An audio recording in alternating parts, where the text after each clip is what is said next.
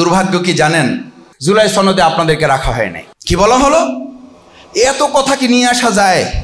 এক লাইন যদি যুক্ত হয় জুলাই সনদে, তাহলে অবশ্যই আলেমদের কথা যুক্ত হতে হবে। ইতিমধ্যেই জানিয়ে দেওয়া হয়েছে আপনারা সব সময় সিঁড়ি হবেন, আপনারা সিঁড়ি দিয়ে উপরে উঠতে পারবেন না। আমরা কি শুধু সিঁড়ি হওয়ার জন্য আসছি, নাকি সিঁড়ি দিয়ে উঠে জায়গা মতো পৌঁছার দায়িত্ব নিয়ে আমরা এসেছি? এবার আমাদেরকে সিদ্ধান্ত নিতে হবে, আমরা শুধু সিঁড়ি হিসাবে ব্যবহার হতে আসি নাই, বরং এই সিঁড়িতে আমরা উঠবো আমাদের কাঙ্ক্ষিত মঞ্জিলে পৌঁছার জন্য। সিঁড়িতে যদি কেউ বাদ ছাড়ে, সেই বাদ মোকাবেলা করে আমাদের কাঙ্ক্ষিত মঞ্জিল আমরা এবার পৌঁছবো। আমাদের ঘাড়ে বন্দুক রাখবেন, ঠুসঠাস করে ফুটাবেন, বন্দুকের কাজ শেষ, এরপরে দুনিয়ার কথা অনুযায়ী টিস্যুর মতো আমাদেরকে ফেলে দিবেন। আলেম সমাজ এবার তা বুঝতে পারে নাই, শুধু হাড়ে হাড়ে আমরা টের পেয়েছি। এবার আমরা বলতে এসেছি মোল্লা রুসিলায় সিন্নি খান, মোল্লা চেনেন না। এবার আমরা আগাম বলে দিচ্ছি, সিন্নি খাইতে হলে মোল্লা চিনেই তারপর সিন্নি খাইতে হবে। জুলাইয়ের সমস্ত স্মৃতি রোমন্থন করা হচ্ছে, সবাই আছে। আচ্ছা, কয়দিন কোন টক শোতে পাগড়িওয়ালা, দাড়িওয়ালা, টুপিওয়ালা, পাঞ্জাবিওয়ালা কতজনকে দেখেছেন? ভাবখানা এরকম যে ওনারা শুধু যুদ্ধের ময়দানে যুদ্ধ করবেন, এরপরে ওনাদের খানকা শরীফে চলে যাবে, ওনাদের আর এই দুনিয়া নিয়ে কোনো কাজ নেই। আমাদেরকে এই সবচেয়ে বড় ধ্বংসটা ব্রিটিশ থেকে করা হয়েছে, যে আমাদের চিন্তা দৃষ্টিভঙ্গি থেকে। আমি বলেছি সেদিন একটা প্রোগ্রামে আলেমদের, ভাইয়ের আপনাদের মনে থাকার কথা, যাত্রাবাড়ি যখন মুক্ত করেছেন তখন আপনারা কি টার্গেট করেছিলেন যে সবাই চলো আমরা বাইতুল মোকাররম দখল করব? কোথায় দখল করার জন্য? কোথায়? সেদিন কি টার্গেট করেছিলেন? সেদিন যদি যাত্রাবাড়ি মুক্ত করে আপনারা গণভবন, বঙ্গভবন এবং রাষ্ট্রপতির ভবন যদি টার্গেট করেন, জাতীয় সংসদ ভবন টার্গেট করেন, তাহলে আজকে কেন আমরা শুধু মসজিদ, মাদ্রাসা, খানকা টার্গেট করে বসবো? আমরা আজকে টার্গেট করবো গণভবন, বঙ্গভবন, জাতীয় সংসদ ভবন। সেখানে ইসলাম না পর্যন্ত আমাদের আন্দোলন চলবে। জুলাই আগস্টের গণ অভ্যুত্থানে গোটা বাংলাদেশ যখন অগ্নিগর্ভ, তখন এই যাত্রাবাড়ির এই ধোলাইপাড় মোড় যারা দখলে রেখে সাদা জামা, পাগড়ি, টুপি দিয়ে সাদা ধবধবে একটা যাত্রাবাড়ি তৈরি করে ফ্যাসিস্টের বিরুদ্ধে দাঁড়িয়ে প্রথম যাত্রাবাড়ি মুক্ত ঘোষণা করা হয়েছিল, তারাই সিদ্ধান্ত নেবে বাংলাদেশে বিজয়ের জন্য, তারাই আগামী দিনে ভূমিকা পালন করবে। ওনারাই দাওয়াত দিয়ে নিয়ে যেত। এরপর কথাবার্তা যখন একটু শুরু করতাম, সভাপতি তো সামনে বসা, পিছন দিয়ে ইমাম সাহেব জামা টানতো, ভাই আবার স্লিপ দিত, আমার চাকরিটা একটু দেখেন। আর বক্তৃতা আমি করতেছি, চাকরি তো ওনার চলে যাবে, আমি তো চলে আসবো ওখান থেকে, আমি তো মেহমান। ওই বক্তৃতার মাঝখানে আমি আল্লাহর উপরে ভরসা করে বলেছিলাম, আমার ওলামায়ে কেরামগণ, আমি আবার বলছি, আমি আপনাদের ছাত্রেরও ছাত্র। আমি বলছি, আপনি আমাকে নিম্নচাপ সৃষ্টি করেছেন, আমার জামা ধরে টানতেছেন, নিম্নচাপ সৃষ্টি করে কোনো লাভ হবে না। আমার এত বড় ঊর্ধ্বচাপ আছে, আমার এই কথা বললে আপনার চাকরি চলে যাবে, আর এই কথা আমি না বললে আমার ঈমান চলে যাবে। আমার দায়িত্ব কোনটা আপনাকে বলে দিতে হবে। আমি অনেক সময় বলি, আলেমদের কেউ কেউ বক্তব্য যারা রাখেন, অনেক কথা যারা বলেন, বা আমরাও যারা টুকটাক বলি, আপনারা আরও ভালো বলেন আলহামদুলিল্লাহ। কিছু ভুল ত্রুটি বের হয় এবং সেগুলো নিয়ে কেউ কেউ সংশোধনের উদ্দেশ্যে অনেকে বলেন, কেউ কেউ আবার এটাকে মার্কেটিংয়ের জন্য আলেমদের মধ্যে বিভেদ তৈরি করার একটা মাধ্যম হিসাবে এটাকে প্রচার যখন করেন, তখন আমি বলি, দেখেন, মানুষের তো ভুল হবে, যতক্ষণ মানুষের ভুল হবে না ততক্ষণ সে মানুষ না। ভুল যখন হবে তখনই সে বুঝবে সে মানুষ। সুতরাং একজন আলেমকে আল্লাহ তাআলা যখন জ্ঞান দান করেন, কাকে দান করেন? আমি মাদ্রাসায় ছোটোখাটো পড়াশোনা করেছি, এই হাদিসটি আমার খুব প্রিয়। আল্লাহ তাআলা যাকে পছন্দ করেন, যাকে ভালোবাসেন, তাকে দ্বীনের জ্ঞান দান করেন। তো তিনি একটা ভুল করলে তাকে একেবারে তুলুধুনু করে ফেলতে হবে, তখন তো আমার মাথায় এটা রাখতে হবে, তিনি 1000 কথা বলেছেন, লক্ষ কথা বলেছেন, তার মধ্যে 5টা ভুল হয়েছে, 10টা ভুল হয়ে গেছে, আমারও হয়েছে, আমাদেরও হতে পারে। তখন যেন আমার মধ্যে, আমি আলেমদের পক্ষ হয়ে বলি, আমি আলেম না, আমি আলেমের ছাত্রও না, আমি ছাত্রেরও ছাত্র, আমি তখন খুব শক্ত করে বলি যে, ভাই, মাথায় যেন এটা থাকে, আল্লাহ সুবহানাহু ওয়া তাআলা তাকে পছন্দ করেন বলে এই জ্ঞানের ভাণ্ডারটুকু পাত্র হিসাবে তাকে আল্লাহ তাআলা পছন্দ করেছেন। সুতরাং তার ব্যাপারে কথা বলার ক্ষেত্রে আমাদের 1000 বার যেন চিন্তা করতে হবে, তাহলেই সহনশীলতাটা ক্রমান্বয়ে বৃদ্ধি পাবে। তাহলে ক্রমান্বয়ে আমাদের পরস্পর প্রতিহিংসার যে জায়গাটা কেউ যদি পরিকল্পিতভাবে তৈরিও করতে চায় সেটা কমে আসবে। যদি এই চিন্তা মাথায় থাকে যে আল্লাহ তাআলা তাকে পছন্দ না করলে, তার মতো একজন মানুষ তো এরকম বহু আছে যিনি নাস্তিক, তার মধ্যে এরকম বহু মানুষ এই সমাজে আছে ইসলামের রশ্মি সম্পর্কে তার ধারণা নেই, অথচ আল্লাহ তাআলা তাকে এতটুকু জ্ঞান যেহেতু দিয়েছেন, নিশ্চয়ই আল্লাহ তাআলা তাকে পছন্দের তালিকায় রেখেছেন বলেই এই জায়গাটুকুতে তাকে নিয়ে এসেছেন। আলহামদুলিল্লাহ। আপনারা তারা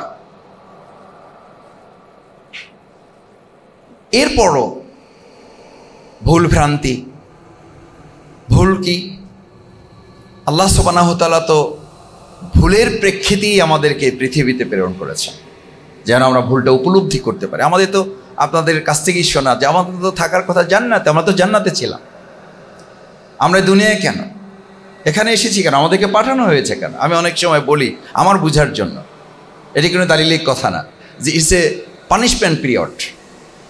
এখানে আমাদেরকে শায়েস্তা করার জন্য পাঠানো হয়েছে। যেমন দুনিয়ার দৃষ্টিতে কেউ যদি অন্যায় করে বান্দরবান পাঠায়, খাগড়াছড়ি পাঠায়, খাগড়াছড়ি বান্দরবান কেউ চাকরি করে, এটা শুনলেই মাথার মধ্যে কি আসে আমাদের? সামথিং হ্যাপেন, কোনো একটা প্রবলেম হয়েছে। তো এই দুনিয়া সম্পর্কে রাসূল করিম সাল্লাল্লাহু আলাইহি সাল্লামের বক্তব্য কি? এই দুনিয়া সম্পর্কে বক্তব্য কি? আর দুনিয়া সিজনুল মুমিনিন। আপনি যদি ইমানদার হন, আমি যদি ইমানদার দাবি করি, তাহলে আমি তো কারাগারে আছি। তো কারাগারে কে থাকে? আমি জেলখানায় কথাগুলো আলোচনা করতাম নিজেদের বোঝার জন্য। কারাগারে কে থাকে? কারাগারে সব এটা বলে আমি ডাক্তার, আমি ইঞ্জিনিয়ার, আমি মুহাদ্দিস, আমি মুফতি, এটা বলে। আমাদের তামিনু মিল্লাত কামিল মাদ্রাসা তৎকালীন প্রিন্সিপাল, তৎকালীন তখন ছিলেন প্রিন্সিপাল কিনা জয়নুল আবদিন সাহেব, ওনাকেও গ্রেপ্তার করা হয়েছে, মাজায় রশি লাগিয়ে ওনাকে নেওয়া হয়েছে, আরও অনেক আলেমকে নেওয়া হয়েছে। তো সেখানে তো কর্তৃপক্ষ বলেন নাই মুফতি সাহেব আসেন, আলেম সাহেব আসেন, এই এত নম্বর আসামি আসেন, সব আসেন। আমি তখন বলতাম উই ওয়াল আর ক্রিমিনালস, মানে দুনিয়ার দৃষ্টিতে আমাদের সবাইকে আসামি বানানো হয়েছে, সেই জন্য ওটাকে জেলখানা বলা হয়েছে। তো রাসূল করিম সাল্লাল্লাহু আলাইহি ওয়াসাল্লাম তো এটাকে জেলখানা বলেছেন যদি ইমানদার হইয়ান। তার মানে জেলখানাটা হচ্ছে আমাদের ওখানে জেলখানায় গেটে বড় করে লেখা আছে, রাখিব নিরাপদ, দেখাবো আলোর পথ। আল্লাহ সুবহানাহু ওয়া তাআলা তো দুনিয়াটাকে আলোর পথ দেখানোর জন্য এটা একটা ব্যবস্থা করেছে, যেখান থেকে যেন পরিশুদ্ধ হয়ে আমরা আবার ঢাকায় ফিরতে পারি। আমাদের যেন খাগড়াছড়িতে সব সময় থাকতে না হয়, আমাদের যেন বান্দরবনে সব সময় থাকতে না হয়। উনি যাওয়ার পর থেকেই তদবির চেষ্টা শুরু করেন। কি তদবির করেন? স্যার ভুল হয়েছে, যা হয়েছে হয়েছে, মাফ করে দেন, দিছেন তো, ট্রান্সফার মানছি তো, আসছি তো, জয়েন করছি তো, আনুগত্য করছি তো, এবার আমার এই বউ ছেলে মেয়ে সব ফলাই রেখে চলে আসছে। আমার তো থাকার জায়গা, আমার থাকার জায়গা ঢাকা, আমার ওখানে একটা ফ্ল্যাট আছে, ওখানে একটা প্লট আছে, ওইটা ছিল আমার স্থায়ী ঠিকানা। ভুল কর্মে আমি আসলে একটা কাজ করে ফেলছি, এখানে পাঠিয়ে দিয়েছেন, মেনে নিলাম তো, কারেকশন করার চেষ্টা করেছি, এবার আমাকে ফিরাই না। আচ্ছা, আমারও তো সেই কথাই বলা উচিত, কিন্তু দেখেন আমরা কিন্তু এই চিন্তা চেতনাটা উপলব্ধিটাকে আমার মধ্যে আছে, দুনিয়াটা তো আমার ঠিকানা না, আমাকে তাকে ফিরাই নেন। আমি শত হাজার চেষ্টা করতেছি কিভাবে এখানে থাকা যায়, শুধু থাকা যায় না, আরও কিভাবে স্থায়ী করা যায়, অথচ এটা পানিশমেন্ট জায়গা, অথচ এটা কারেকশনের জায়গা, অথচ এটা মূল জায়গায় পৌঁছার একটা মাঝখানে শুধু সেতু তৈরি করে দিয়েছেন আল্লাহ সুবহানাহু ওয়া তাআলা। সুতরাং আমি আপনাদের কাছে প্রথম অনুরোধ করতে চাই, জাতির এই কর্ণধার হিসাবে আল্লাহ সুবহানাহু ওয়া তাআলা যাদেরকে নির্ধারিত করেছেন, আমরা যেন জাতির সামনে এই মেসেজটা, এই আহ্বানটা, এই দাওয়াতটা পৌঁছাতে পারি। আসুন আমরা আল্লাহ সুবহানাহু ওয়া তাআলার কাছে যেখানে ছিলাম, যে জান্নাত আমাদের ঠিকানা, সেখানের উপযুক্ত হয়ে যেন আবার আল্লাহ তাআলা আমাদের ফিরে যাওয়ার তৌফিক দান করেন। সম্মানিত ওলামায়ে কেরাম, আমি মহাগ্রন্থ আল কোরআনের একটি আয়াত আমার ছাত্র জীবন থেকে আমার মধ্যে একটা আলোড়ন তৈরি করেছে। সবগুলো আয়াত আমাদের জন্য গুরুত্বপূর্ণ। বিসমিল্লাহির রহমানির রহিম। ওয়া মান লাম ইয়াহকুম বিমা আনজালাল্লাহু ফাউলাইকা হুমুল ফাসিকুন। আরও কয়েক জায়গায় আছে, সূরা মায়েদার সম্ভবত এটি 47 আয়াত হবে, আপনাদের সকলেরই মুখস্থ, যে তোমাদের মধ্যে যারা আল্লাহর দেয়া বিধান, আল্লাহর দেয়া আইন, আল্লাহর দেয়া শাসন অনুযায়ী বিচার ফায়সালা সম্পন্ন করে না, তারা হচ্ছে ফাসিক। অন্য জায়গায় জালিম বলা হয়েছে, অন্য জায়গায় কাফির বলা হয়েছে। এই যে জালিম, কাফের, ফাসিক বলা হয়েছে, আমি যখন কোর্টে থাকি, মানে কোর্টে যখন আমরা 4.5 বছর বা বিভিন্ন এই 17 বছর থেকেছি, আচ্ছা আমাদের কোর্ট কি আমাদের আল্লাহর আইনে চলে? আমাদের সালফে সালহিনগণ বলেন, ওলামায়ে কেরামগণ বলেন, আল্লাহর জমিনে আল্লাহর দ্বীন প্রতিষ্ঠিত নেই। এই অবস্থা দেখেও যদি তোমার চেহারার পরিবর্তন না ঘটে, চেহারার পরিবর্তন মানে ফুরফুর মেজাজে আছি, চিন্তা ভাবনায় খাইয়ে পরে ভালোই তো আছি, আলহামদুলিল্লাহ, আল্লাহ ভালো রেখেছেন ভাই, হ্যাঁ নিশ্চয়ই আলহামদুলিল্লাহ, কিন্তু আমার মধ্যে একটা তীব্র ক্ষোভ এবং প্রতিক্রিয়া সবসময় থাকবে, যে জমিনে আমি বাস করি, যে আল্লাহর নেয়ামত আমি ভোগ করি, সেই জমিনে এখনো আল্লাহর শাসন দিয়ে এই জমিনটা পরিচালিত হচ্ছে না। এই ক্ষোভ, এই প্রতিক্রিয়া, এই ক্ষুদ্র মনোভাব যদি আমার মধ্যে না থাকে, এই ক্ষোভ এবং ক্ষুদ্র প্রতিক্রিয়াই তো আমার বক্তব্যটাকে শানিত করে। আমাদের অনেকে বলে, মিশরের একজন আলেম আছেন, আরও কয়েকজন আলেম আছেন, দেখবেন ওনাদের বক্তব্যের মধ্যে সবসময় একটা তীব্রতা। আমাদের দেশেরও অনেক আলেম আছে, আমরা অনেক সময় ক্ষুব্ধ হয়ে যাই। আমাদেরকে অনেকে বলেন, আমিও নিজে একটু যুক্তি দিই, যুক্তিটা ঠিক নাও হতে পারে। আমাদেরকে অনেকে বলেন, একটু কথা আস্তে বলা যায় না, একটু গুছাইয়া গাছাইয়া মিষ্টি মিষ্টি করে বলা যায় না? আমি তখন বলি যে ভাই, যদি আল্লাহ হায়াতে বাঁচায় রাখে, একটু সময় দেন, যদি জমিনটা দেখে যে আল্লাহর বিধান অনুযায়ী চলছে, তখন মিষ্টি মিষ্টি করে কথা আমরা বলতে পারবো চাইলে ইনশাআল্লাহ। কিন্তু যেখানে আল্লাহর জমিনটা আল্লাহর নাফরমানদের হাতে পরিচালিত, যে ঘরটাকে আল্লাহ তাআলা আপনাকে দিয়েছেন, সেই ঘরে অন্যরা পরিচালনা করে, এটা দেখার পরে কি আপনার মাথা ঠিক থাকবে? ঘরটা কিনেছেন আপনি, বাড়িটা আপনার, সেখানে আপনার যিনি গোলাম, সে আপনাকে পরিচালনা করে, আপনি স্বাভাবিক, আপনি সুস্থ। যদি তাই না হয়, তাহলে আপনি আল্লাহর কি গোলাম? আমি আল্লাহর কি গোলাম? যে আল্লাহ তাআলা এই জমিনটার মালিক, তার কথার বাইরে একটা গোলাম আমাদেরকে পরিচালনা করছে, আল্লাহর গোলামদের তৈরি করা মতবাদ আমাদেরকে পরিচালনা করছে, অথচ আমরা বলছি যে আমাদের কথায় যেন ক্ষিপ্রতা না থাকে, অথচ আমরা বলছি আমাদের কথার মধ্যে যেন শান না থাকে, অথচ আমরা বলছি আমাদের কথার মধ্যে যেন তীব্রতা প্রচলিত না হয়, আমরা যেন সফটলি সব কিছু ডিল করি। নিশ্চয় করব। আমাদের একজন ভাই বলেছেন, মসজিদে সব কথা বলা যায় না। মসজিদে যদি সব কথা বলা না যায়, মসজিদে যদি আল্লাহর বিধানের কথা উল্লেখ করা না যায়, আমাদের ওই যে বলতাম ছোটের সময় যে মসজিদে কথা বলা যাবে আসমানের, আর কথা বলে জমিনের নিচের, মাঝখানের কোনো কথা বলতে পারবেন না। তাহলে আপনি শুধু ভালো আলেম না, তাহলে আপনি সবার পছন্দের আলেম, অথচ সবাই পছন্দের আলেম হওয়ার জন্য প্রচেষ্টা চালানো সুন্নাহ বিরোধী। আমি খুবই দুঃখিত, রাসূল করিম সাল্লাল্লাহু আলাইহি ওয়াসাল্লাম যাকে উসওয়াতুন হাসানা, পারফেক্ট ওয়াজ নেভার, দুইজন নবী ছাড়া এমন কাউকে ব্যতিক্রম পাবেন না যাদেরকে ওই সমাজের, ওই সময়ের সকল মানুষ সম্মান করত। Prophet was never honoured by all his countryman. আমাদের প্রিয় নবী মুহাম্মদ রাসূলুল্লাহ সাল্লাল্লাহু আলাইহি ওয়াসাল্লাম যতক্ষণ পর্যন্ত তিনি ইসলামী রাষ্ট্রের বিনির্মাণের কাঠামোর কথা বলেন নাই, ততক্ষণ পর্যন্ত ওই সমাজের সবচেয়ে প্রতিপক্ষ, তার নাম কি দিয়েছিল? আলামিন দিয়েছিল।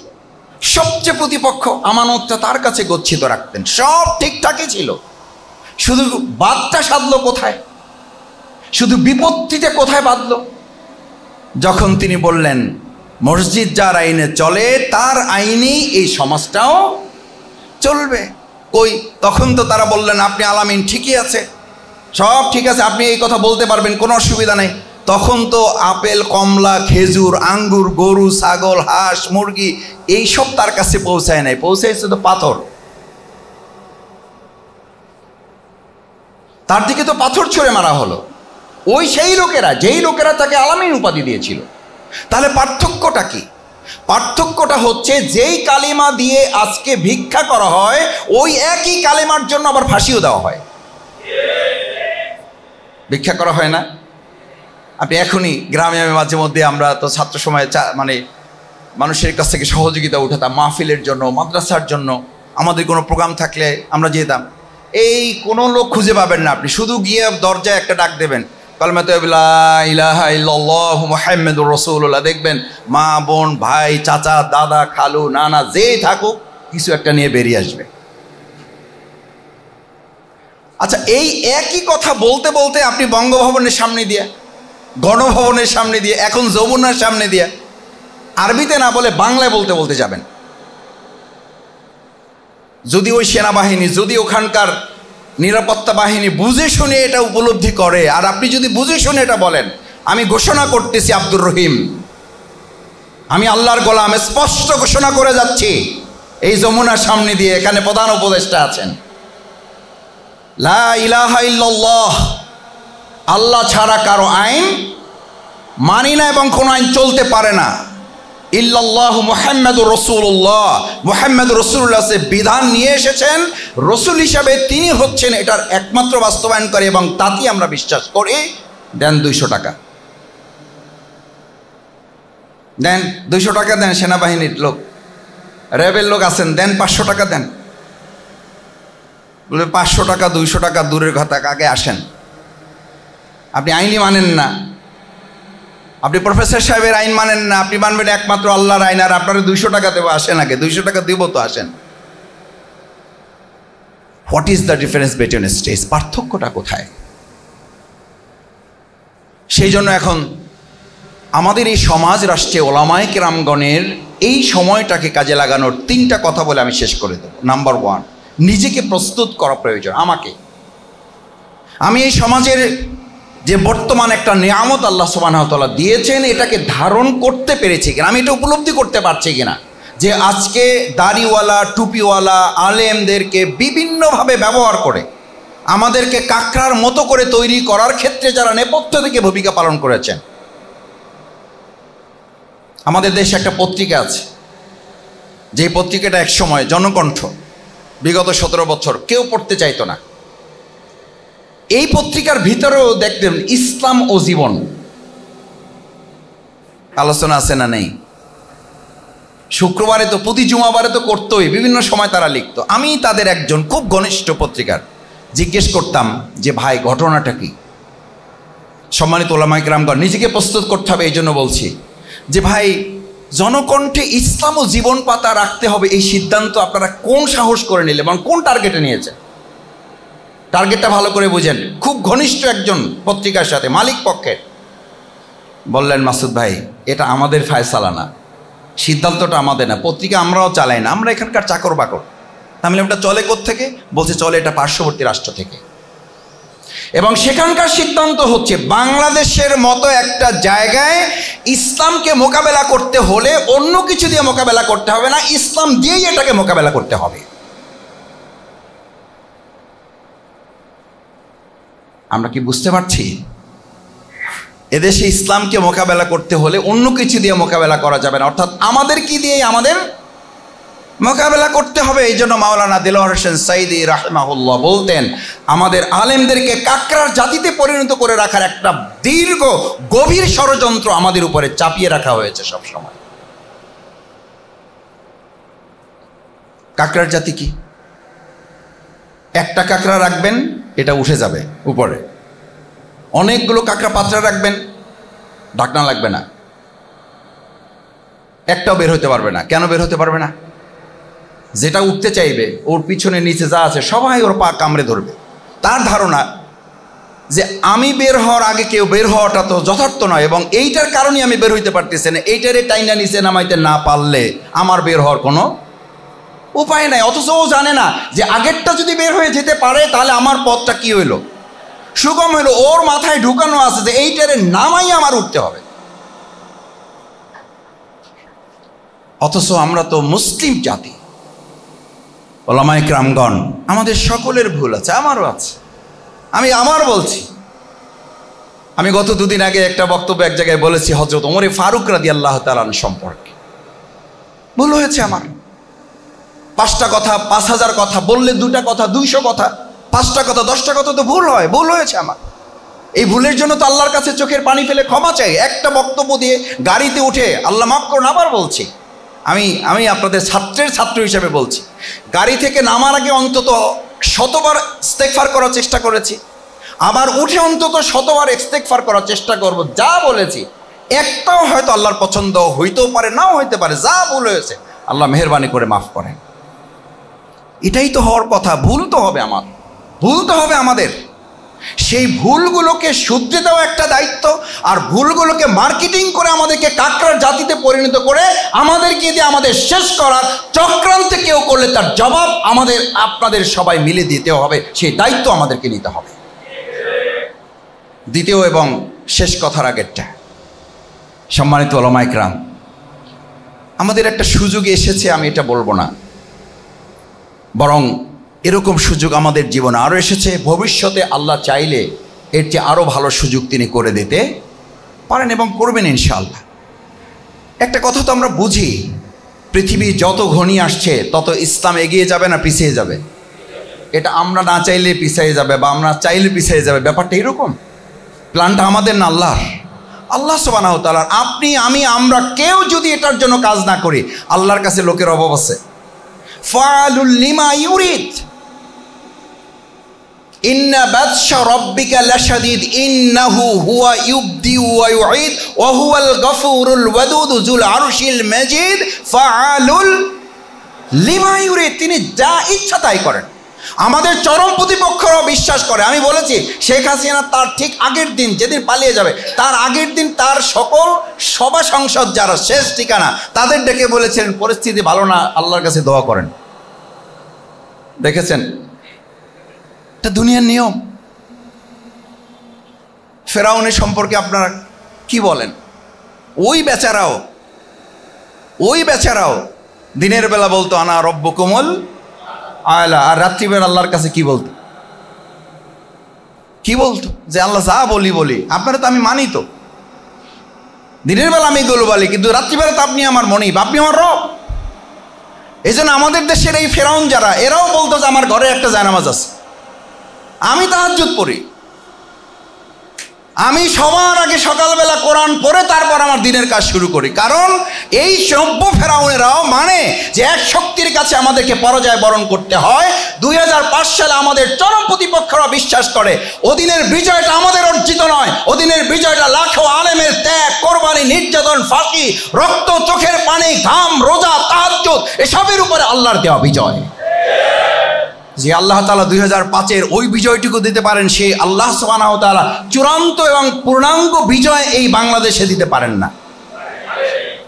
শেষ কথা, সেই বিজয় কখন আসবে? সেই বিজয় তখন আসবে, ইন্নাল্লাহা লা ইউগাইয়িরু মা বিকওমিন হাত্তা ইউগাইয়িরু মা বিআনফুসিহিম। এই জাতির পরিবর্তন তখন হবে যখন আমরা আমাদের পরিবর্তনের জন্য নিজেদেরকে সিদ্ধান্ত গ্রহণ করব। আল্লাহ কার উপরে জয় বিজয় কোনোটা চাপিয়ে দেন না। যদি চাপিয়ে দিতেন, প্রিয়নবী মুহাম্মদুর রাসূলুল্লাহ সাল্লাল্লাহু আলাইহি ওয়াসাল্লামের বিজয়টা মদিনায় হতো না মক্কায় হতো? হলো না কেন? মক্কায় না হয়ে তার জন্মস্থান তিনি তো ছাড়তে চাননি। মুহাম্মদুর রাসূলুল্লাহ সাল্লাল্লাহু আলাইহি ওয়াসাল্লাম যেতে চান নাই। ওহী নাজিলের আগ পর্যন্ত তিনি এটা পছন্দ করেন নাই। তিনি তার ঠিকানায় থাকতে চেয়েছেন এবং ওহী নাজিলের পরেও তিনি বারবার তাকিয়েছেন, আমার প্রিয় মক্কা, আমি চেয়েছিলাম বিজয়টা এখানেই হোক, আমি চেয়েছিলাম এখানেই থাকি, যত নির্যাতনে পীড় হোক, কিন্তু আমার রব, আমার মনিব, আমার আল্লাহ সুবহানাহু ওয়া তাআলা, আমার প্রভু নির্দেশ দিয়েছেন তোমাকে ছেড়ে যাচ্ছি, আবার আসবো তোমার কাছে। কেন হয় নাই? মদিনায় কেন হয়েছে? হয়েছে এই জন্য জাতি হিসাবে তারা নিজেদেরকে আগে পরিবর্তনের জন্য প্রস্তুত করেছে। এই জাতি প্রস্তুত করার যারা কারিগর তারা আমাদের সামনে বসে আছেন। শ্যামপুর, কদমতলী, যাত্রাবাড়ি অংশর ঢাকা 4 আসন, আসন বলে কথা নেই, আল্লাহর জমিন। এই প্রত্যেকটা ইঞ্চি মাটি প্রস্তুত করার জন্য যারা কারিগর হিসাবে এখানে বসে আছেন, আমি তাদের কাছে অনুরোধ করতে চাই, আমার চোখের সামনে ভাসে জুলাই আগস্টের গণ অভ্যুত্থানে গোটা বাংলাদেশ যখন অগ্নিগর্ভ, তখন এই যাত্রাবাড়ির এই ধোলাইপাড় মোড় যারা দখলে রেখে সাদা জামা পাগড়ি টুপি দিয়ে সাদা ধবধবে একটা যাত্রাবাড়ি তৈরি করে ফ্যাসিস্টের বিরুদ্ধে দাঁড়িয়ে প্রথম যাত্রাবাড়ি মুক্ত ঘোষণা করা হয়েছিল, তারাই সিদ্ধান্ত নেবে বাংলাদেশে বিজয়ের জন্য, তারাই আগামী দিনে ভূমিকা পালন করবে। কিন্তু দুর্ভাগ্য কি জানেন, জুলাই সনদে আপনারা নাই। ইতিমধ্যেই জানিয়ে দেওয়া হয়েছে আপনারা সবসময় সিঁড়ি হবেন, আপনারা সিঁড়ি দিয়ে উপরে উঠতে পারবেন না।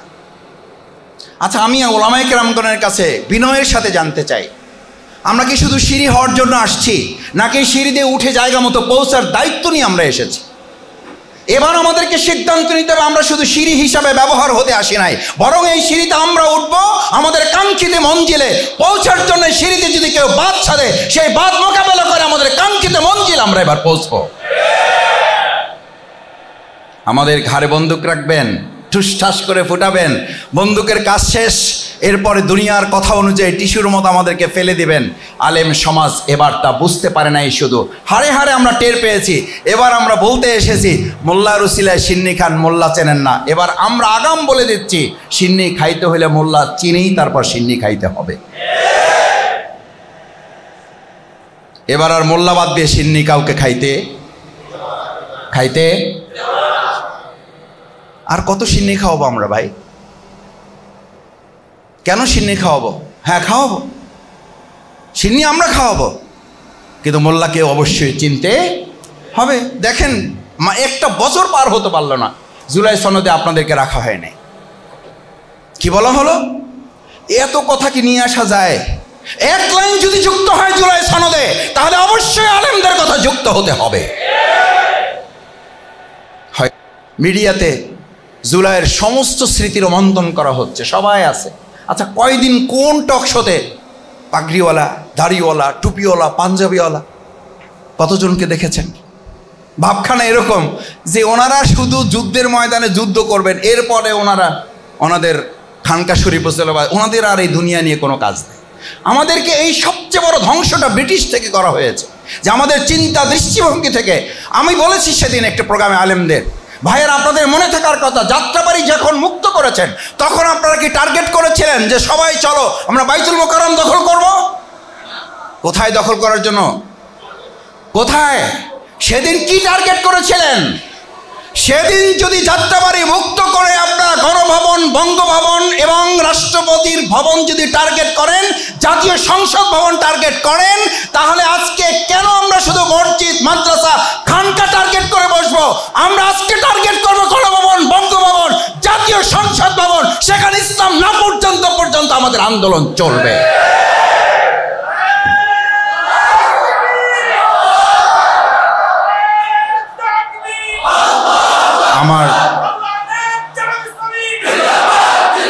আমার শ্রদ্ধেয় ওলামায়ে কেরামগণ, শেষ কথা এটুকুই বলতে চেয়েছিলাম, সেদিন যদি আমরা জাতীয় মসজিদ, বাইতুল মোকাররম টার্গেট না করে দুনিয়ার বিজয়ের প্রশ্নে, আল্লাহর দ্বীন বিজয়ের প্রশ্নে, মানুষের জনগণের অধিকার আদায়ের প্রশ্নে যদি আমরা সংসদ ভবন টার্গেট করি, আজকে এই একই কথা মসজিদে বলার কারণে যদি আমার ইমামকে কেউ ধমকায়, এই ধমকের জবাব দেওয়ার জন্য আমরা সেখানে বাকবিতণ্ডায় জড়াবো না। আমরা এমন জনমত তৈরি করবো, এই কথা বলারই আর কেউ সাহস করতে পারবে না।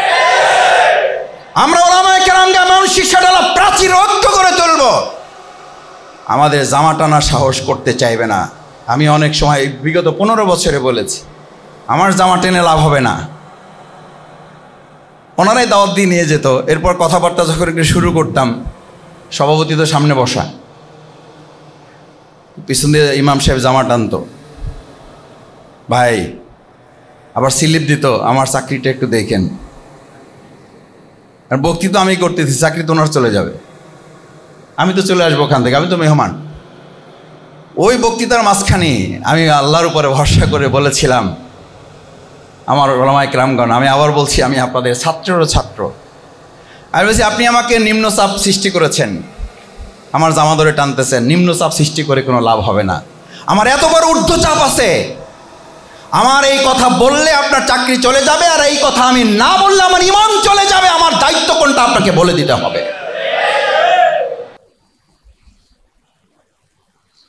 আসুন আমরা যদি মসজিদ ভিত্তিক এরকম একটা তীব্র ব্যাকডোর গড়ে তুলতে পারি, একটা ঘাঁটি তুলে তুলতে পারি যে একটা মসজিদ মানে একটা মসজিদ না, মসজিদ মানে একটা দুর্গ। মসজিদ ভিত্তিক একটা সমাজ যখন হবে তখনই শান্তি প্রতিষ্ঠিত হবে। সেই মসজিদ, সেই মাদ্রাসা, সেই খানকার, সেই সম্মানিত জায়গাগুলোর যারা মূল পরিচালিকার শক্তি আল্লাহ যাদেরকে এই বিরাট নিয়ামতের অধিকারী করেছেন তারা আমার সামনে বসা। আসুন আপনাদের এই জায়গাগুলো থেকে আওয়াজ তোলা মানে শুধু ওই জায়গার আওয়াজ না, আপনাদের এই জায়গাগুলো থেকে আওয়াজ তোলা মানে হচ্ছে 18 কোটি মানুষের কর্ণঘরে পৌঁছে দেওয়ার এক একটা হর্নের মতো করে ভূমিকা পালন করা। সেই হর্ন আপনারা, সেই মাইকের ইউনিট আপনারা, সেই মাইকের স্পিকার আপনারা। আপনাদের এখান থেকে একটা কথা বলা মানে এটি পঞ্চগড়ে পৌঁছে যাবে, আপনার একটা কথা এখান থেকে তেঁতুলিয়ায় পৌঁছে যাবে, আপনার এখান থেকে একটা কথা পাথুরিয়ায় পৌঁছে যাবে, আপনার এখানকার একটা কথা গোটা বাংলাদেশ ছাড়িয়ে গোটা বিশ্বে মানুষের দরবারে পৌঁছাবে যে এবার বাংলাদেশ আওয়াজ তুলেছে এবং সেখানে এবার ইসলামের বিজয় কেউ ঠেকাতে পারবে না ইনশাআল্লাহ। আল্লাহ সুবহানাহু ওয়া তাআলার কাছে সেই তৌফিক কামনা করে আপনারা যারা কষ্ট করে সেই সকাল থেকে আপনাদের সোহবত দেওয়ার আমাদেরকে সুযোগ করে দিয়েছেন, আপনাদের সাহচর্যে আমাদের থাকার কিছুটা সময় আমাদেরকে আপনারা বরাদ্দ করেছেন, আল্লাহ সুবহানাহু ওয়া তাআলা আজকে এখানে একত্রিত করেছেন মেহেরবানি করে। কাল কিয়ামতের দিন আমাদের বিচার ফায়সালা সহজ করে জান্নাতুল ফিরদাউসিও যেন তিনি আমাদেরকে একত্রিত করে দেন। সকলে বলুন আমিন। আসসালামু আলাইকুম ওয়া রাহমাতুল্লাহি ওয়া বারাকাতুহু।